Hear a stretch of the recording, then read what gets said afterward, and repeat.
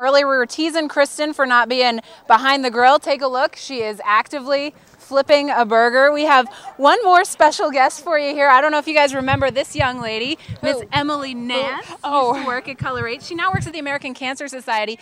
Emily, 100% of the money we raise goes to you guys. How is that money used? Laura, we actually just flew over the explosion site. Unbelievable site. It is a home cut just underneath the rim. You almost cannot even tell that there was ever a structure there, except for the fact that there is debris scattered all around it. Actually, you could see 2x4s on the roof of a building completely across the street from the home that appears to have exploded. Lots of fire officials on the scene. A lot of people, obviously, on the rims trying to look down to see the explosion site. They are still pouring water on the building as we speak. Honestly, Laura, it's sad to say it looks like there is nothing remaining from the air looking down at that building. Sarah, I saw you out there. Greg, you're going to have to come to next week. Yeah, next week? You've been talking a lot about flipping burgers. I'll do it. You think you're an expert. You got to show us what I'll you do got. it next week. And now to the story everyone is talking about today. What a beautiful day it was out there. I bet you are smelling the yummy barbecue, Sarah. $3. That's all people have to pay. Oh my How's it going? gosh. You can't have a better deal than that, can you? No. Either a hot dog, burger, chips, and a drink for $3. You know, we've been telling you about this cookout all day. It's our fourth and final cookout for a cure. Our goal was to raise $1,000. Take a look at this line. It looks like it could happen tonight. Welcome back. We are joined now by Ann Harrigan. Many of you probably know her. I've seen her around at several performances in the area. You work with the Billings Symphony Orchestra. Tell us, there is a big event this weekend, is that correct? Well, it is. It's our 39th annual Symphony in the Park, of course, at Pioneer Park. At 6:45, our kids conducting contest, and 7 o'clock we'll have the Billings Symphony performance capping it all off.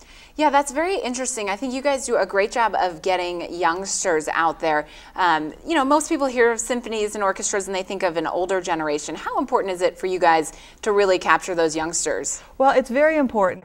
All right. Well, thank you so much for being with us today. And that Symphony in the Park, again, this Sunday. We'll be right back. We just take a little section of hair, usually by the face, thread a copper bead on there. Just thread them up through the bead. There you go. Stephanie McCormick of Elegance Salon in Billings has been putting in feather extensions for the last 6 months. They've really taken off. I get a lot of calls. Ever since Steven Tyler wore feathers in his hair on American Idol, McCormick has seen the cost of feathers double. Customers just can't get enough of the product. Like how crazy colors they are. But the trend is also affecting Montana outdoorsmen. But on the water, it looks just like a cluster of little midges. Doug Hockey with Magic City Fly Fisher says fly fishermen use the same type of feathers called hackle to tie flies. And part of the fun and mystique of fly fishing is all the little elements, the casting, the presenting the fly to the trout. He says in January they noticed lots of women coming into fly shops. Looking for any and all hackle that's available, and almost overnight all the fly shops in town and all the catalog stores you know, were depleted of hackle. And even now, here almost 6 months later, it's still very difficult to get, and it's very, very expensive. Hockey has seen the price of his supplies jump even more than McCormick's. Just a couple of saddles I sold for several $100s and financed my fishing trip to Canada last week just with that money. McCormick says ordering the feathers is like buying concert tickets. The company will announce the colors available for the day, and within 3 minutes, they're gone. At about $15 a pop, the fashion is sending the price of these feathers sky high. If the trend continues, Hockey says it could mean trouble for the fly fishing industry.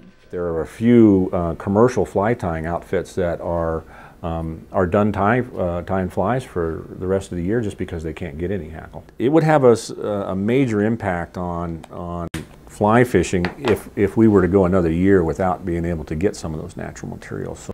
Sarah Gravlee, Color 8 News.